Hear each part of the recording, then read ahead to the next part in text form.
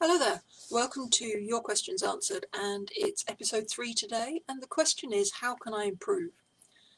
And it's an important question, and really I think it's one that you all know the answer to, because improving at your art skills is pretty much the same as improving at any other skill. You know, we all know that that's about practice and keeping going.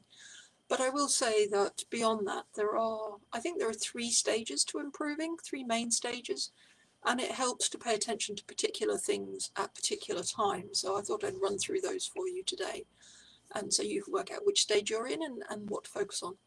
So the first one is when you're just starting out and you need to learn some practical skills, you know, how to draw accurately or how to work with watercolour, whatever it is that appeals to you. Then there's some kind of techniques, there's some practical skills that you need to learn. And whilst you're doing that, that's a kind of fairly straightforward process of kind of getting a teacher and copying what they're doing, learning the steps, maybe there's some alternatives at particular stages, you know, understanding how that process works and learning how to do that yourself. So that's a fairly straightforward, kind of almost mechanical process of following the steps as you're taught them. And it's good at that stage to have a teacher who can show you what those steps are.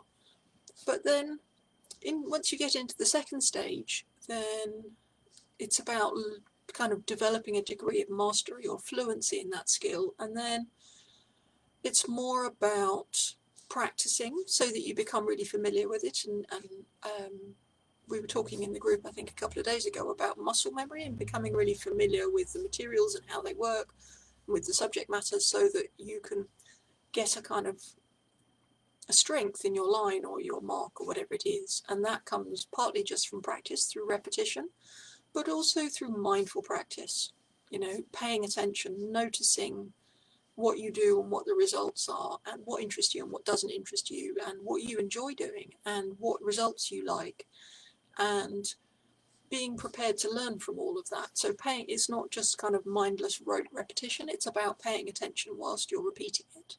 And that's how you will more quickly get to that degree of fluency or mastery. And then you can move into the third stage, which is more about bringing yourself into that process. So you need a degree of self-knowledge, self-understanding, and awareness, so that you can use that fluency to explore what's important to you and apply it in the ways that work for you to whatever the themes that interest you are. And you know, noticing and adjusting the ways that you're using those materials, those skills, so that it reflects your particular strengths and interests. And, you know, ultimately so that you can use it to say what you want to say. I'm not suggesting that you have to have a kind of explicit message when you start, but that you're able to communicate with it.